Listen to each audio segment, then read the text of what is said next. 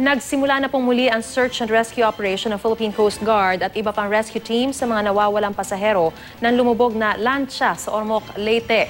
At kaugnay ng balitang yan, makakausap po natin sa pamamagitan ng telepono si GMA News stringer Fred Padernos. Fred, kumusta na ang sitwasyon ngayon dyan?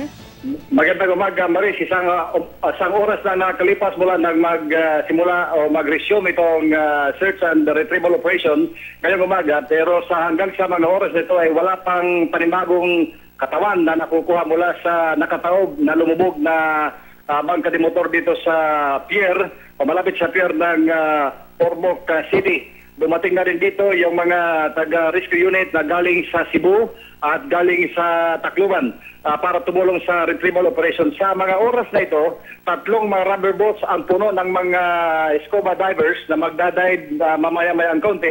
Amang 3 na naunang nagdive at pabalik-balik ng lumutang mula sa ilalim ng nakataob na malaking bangka de motor. Ngunit wala pa sila nagkukuhang panibagong katawan na maaaring nandoon na trap sa ilalim ng pambot na yan na nakataob. So sa mga sandaling ito, Maris, yung ating nakatala na mga bodies na nakuha pa rin, yung pa rin ang 38 na kumpirmadong patay na nakuha at ang 124 na survivors at 19 pa rin. 19 yung nanatiling missing sa mga oras na ito.